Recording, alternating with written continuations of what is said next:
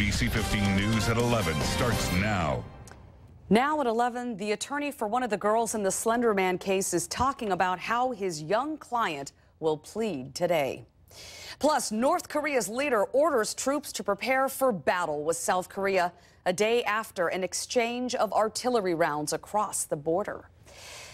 Hello and good morning. Our big story at 11. A lawyer for one of the girls accused in the Slender Man stabbing case says his client will plead not guilty today.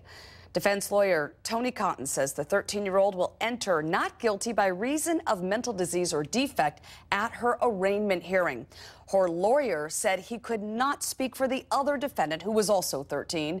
The teenagers are being tried as adults and face decades in prison in connection with the 2014 attack where they stabbed a friend 19 times to please the fictional character Slender Man. The classmate survived. Now, the other big story we're watching at this hour, North Korea appears to be preparing for war with South Korea. The North fired artillery at South Korean loudspeakers yesterday that are blasting criticism of Kim Jong-un's regime over the border. Kim has ordered frontline units along the heavily fortified area to move to a war footing at the border.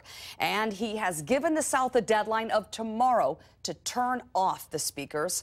The South Korean government, a key U.S. ally, is so far showing no signs of backing down, vowing to retaliate against any aggression by the North. This is your Weather Authority forecast. Wow.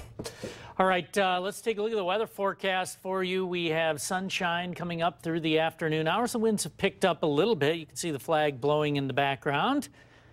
And temperatures have picked up a bit as well. 72 degrees, the current reading. Dew point's up at 57. Still comfortable as far as the humidity goes. Winds southerly at 11 miles per hour. Let's take a look at the extended forecast. A couple days of sunshine today and tomorrow with highs in the low 80s. Rain likely Saturday night as a cold front moves through, maybe a lingering shower Sunday. And a little cooler, high 74, and even cooler than that Monday and Tuesday of next week. But overall, pretty nice weekend. I think our window of opportunity, at least during the daytime hours of the weekend, is pretty small of seeing any rain, and we'll talk about that in more detail coming up. Charlie, thank you. An 80-year-old Monroe woman is recovering after she crashed her car into a building. It happened around 6:45 last night at the Walgreens. This was on the 700 block of 8th Avenue. The woman crashed into the building, and it caused her airbags to deploy. Authorities say she was injured but declined medical treatment. Fitchburg police are trying to identify a suspect in a liquor store robbery. It happened at 6 last night at Neil's Liquor on Fish Hatchery Road.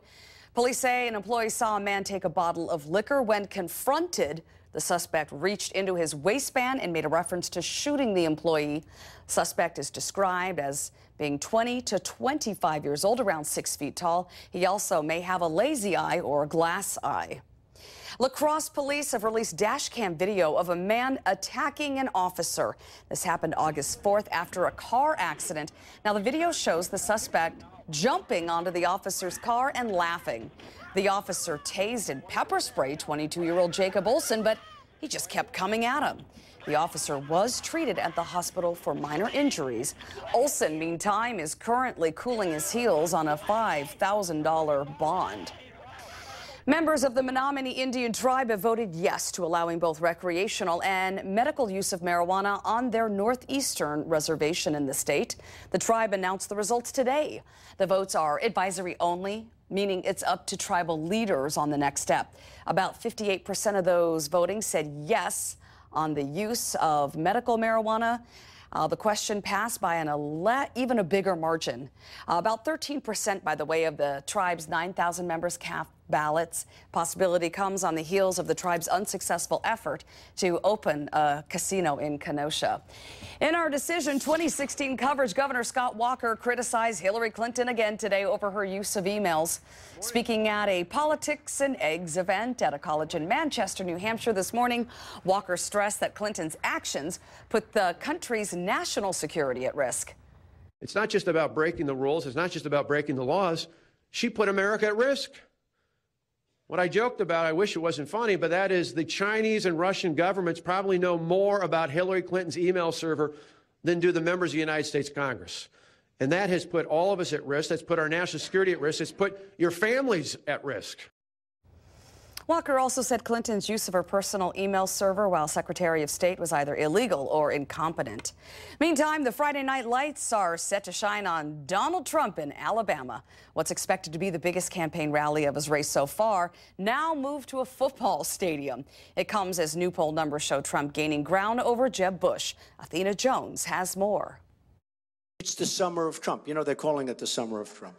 The Donald Trump tour is making its way from the Northeast. Thank you. Thank you. To the South today.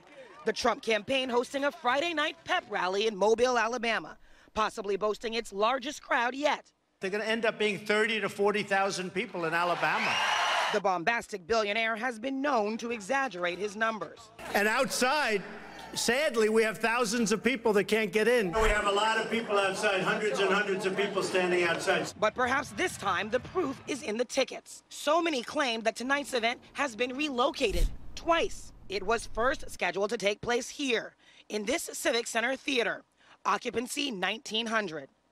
Then the center's larger arena, occupancy 10,000. But now, after the campaign says at least 35,000 have claimed tickets, the pep rally will kick up the turf here at this high school football stadium. Capacity 43,000.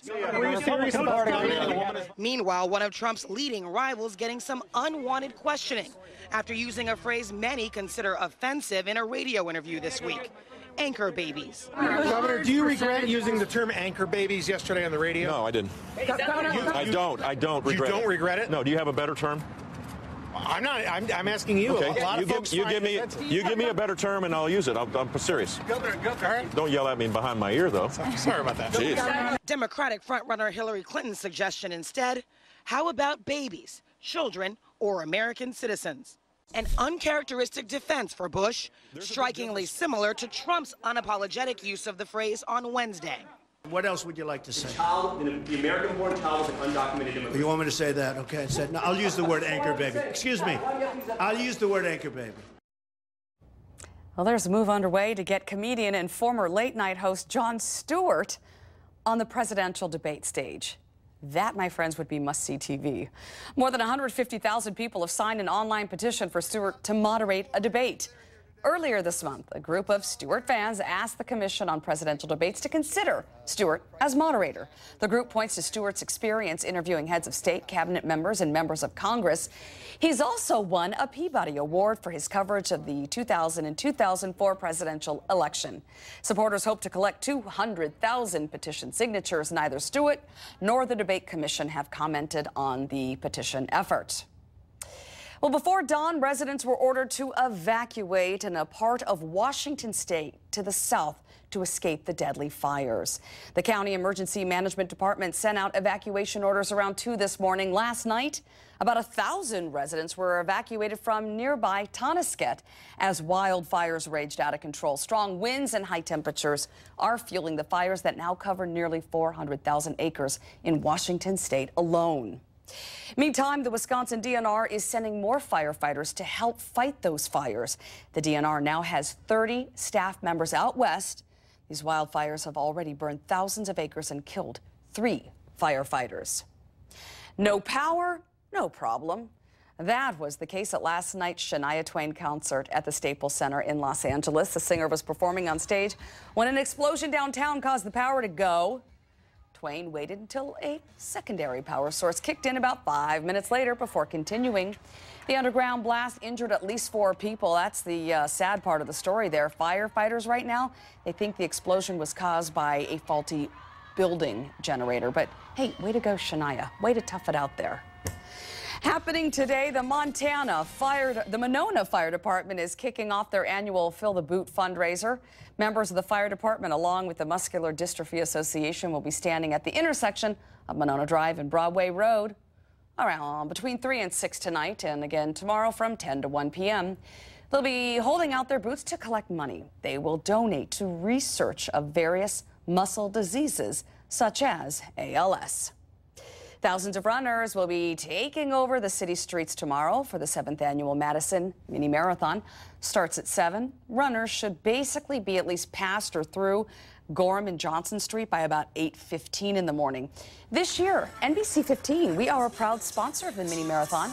The annual mini marathon brings more than $5 million to the local economy every year. High school football is back. Tonight is week 1, and NBC 15 will be out at the games, getting you the highlights and all the scores this Friday. The Football Blitz starts at our news at 10 o'clock.